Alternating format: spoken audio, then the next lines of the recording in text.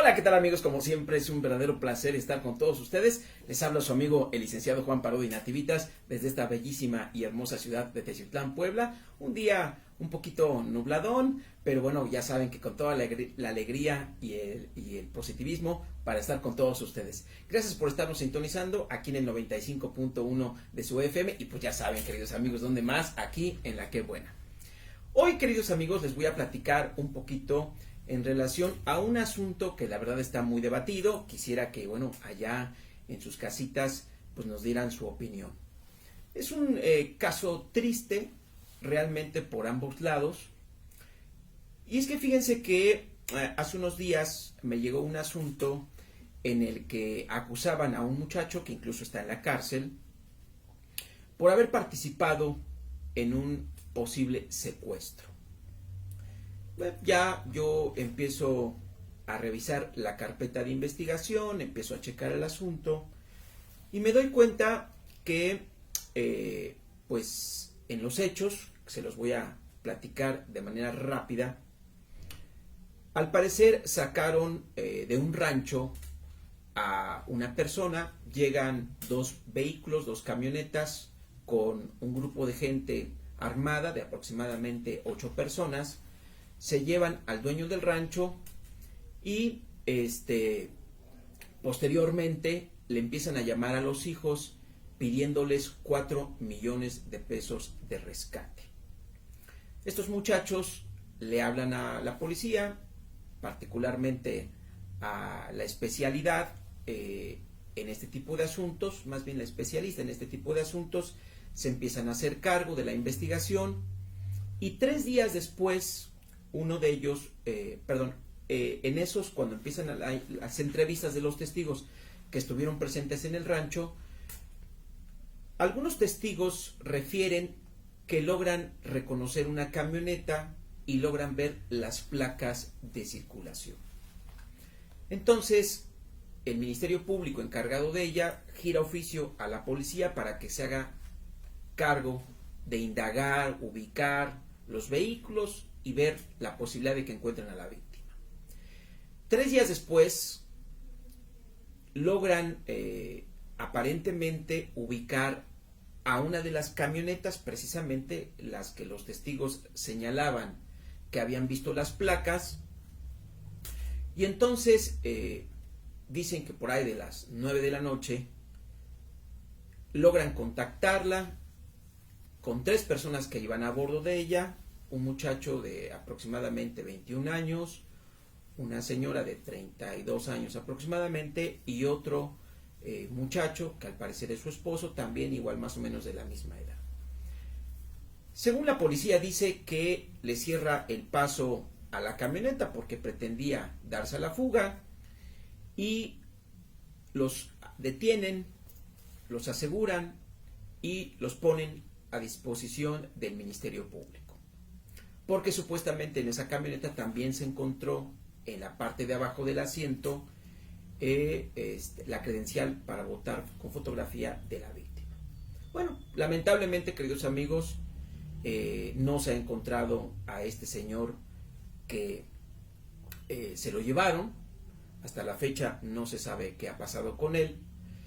Pero del otro lado, del lado de estos muchachos, se les llevan a cabo sus audiencias, se califica de legal su detención, posteriormente se les lleva a cabo su audiencia de vinculación a proceso, que finalmente termina en que la juez hace, la verdad, un interesante razonamiento, pero dice, fíjense, en asuntos penales, para que un juez pueda dictar un auto de vinculación a proceso, dice la ley, tiene que haber datos de prueba, que de ellos se desprenda que se ha cometido un hecho que la ley señala como delito y además la probabilidad de que esta persona lo cometió.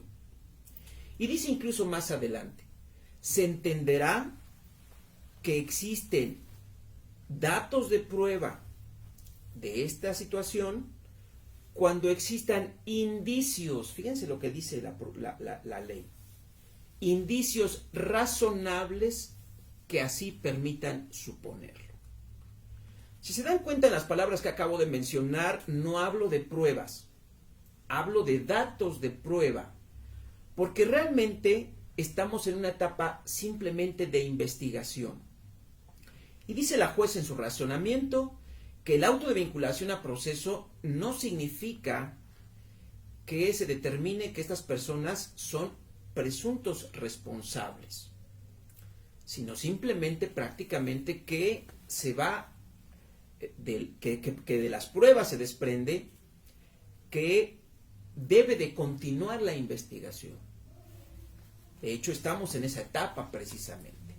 Y ella habla de un hilo muy delgado que existe entre lo que es el hecho, que nosotros le llamamos lo fáctico, o sea, lo que sucedió, el hecho de que estas personas les entraran al rancho y se llevaran a este señor, y los datos de prueba que hasta ese momento arroja la investigación, que pudieran traer como consecuencia indicios razonables que permitan creer o suponer que estos muchachos que detuvieron en la camioneta pues realmente hayan estado implicados en el secuestro de este señor. Y decía la juez que efectivamente por eso es que el estándar probatorio que se pide precisamente para dictar un auto de vinculación a proceso es mínimo. Y efectivamente, queridos amigos, es mínimo el que se pide, porque sigue existiendo la presunción de inocencia de la persona. Sin embargo, por la gravedad del asunto, pues se les tiene que decretar medida precautoria de prisión preventiva oficiosa. ¿Qué significa? Que estas personas, posibles responsables, deben de estar en la cárcel hasta que se termine la investigación, y ya una vez concluida la investigación, el Ministerio Público determinará si ejercita acción penal en su contra o no. Pero esa investigación va a tardar 6 meses en las que estas personas podrían estar en la cárcel. Ahora, lo que me llama la atención, queridos amigos, es una parte del razonamiento de la juez que dice que efectivamente el delito de secuestro debe de entenderse como un delito continuado. ¿Qué significa? Que sus actos no dejan de ejecutarse porque la persona que se llevaron no ha aparecido, no se sabe su paradero. Por lo tanto, entiendo, ¿verdad? Yo lo entiendo así, queridos amigos, no sé allá en casita lo que me platiquen, podemos decir que estamos ante la flagrancia constante. ¿Qué significa la flagrancia constante? Que tú vas a perseguir a la persona hasta que la logres detener.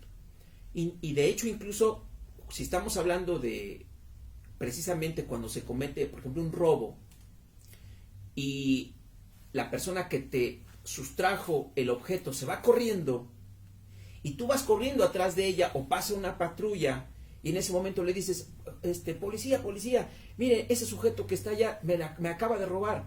Entonces se bajan los policías y con la patrulla y a pie corren y logran agarrar a la persona, o la persiguen de manera ininterrumpida.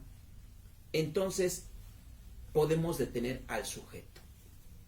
Eso, queridos amigos, se le llama flagrancia, cuando podemos detener a una persona porque ha cometido un delito, pero además, fíjense, hay algunas reglas, yo digo 2 fundamentales para que podamos detener a una persona. La primera, que podamos encontrar a ese sujeto con el objeto material, ya sea porque eso fue lo que se robó, o ya sea porque viene, como en el caso que nos ocupa, con una camioneta en la que se señala que fue uno de los vehículos que participó en el secuestro. Y la otra, que alguien lo señale como una de las personas que intervino de una u otra forma, pero intervino en los hechos. En este caso, queridos amigos, estas personas que detuvieron en ese vehículo, no hay nadie que lo señale como alguna de las personas que haya participado en ese hecho. Se les recogieron sus teléfonos, se identificaron los mismos, el número, dónde habían estado, etcétera, y no se encontró que tuvieran relación con el secuestro.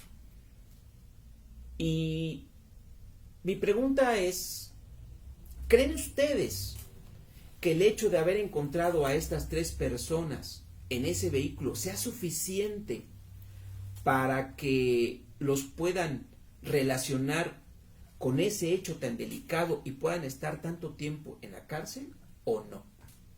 Desde mi punto de vista como abogado, queridos amigos, yo creo que debemos hacernos a las reglas de la flagrancia que acabo de platicar. ¿Cuál? Que no solamente debes de encontrar a la persona con el teléfono o con el vehículo, sino por lo menos debe de haber el señalamiento de una persona que diga que tú participaste de una u otra forma en el delito. Y les voy a decir por qué. Porque si no, podríamos estar ante una violación de derechos humanos y garantías individuales grave. Porque imagínate que aquí, como las muchachas de nuestra región, a veces de Teteles, de la Normal, piden ray. Y tú te subes y sin saber, te subes en el vehículo y vas en camino, vas trasladándote, te agarran y te relacionan ya con los hechos. O que pediste la camioneta o el vehículo, o te mandaron a hacer una reparación de él, o te lo llevaron a tu taller y tú agarras y lo sales a probar.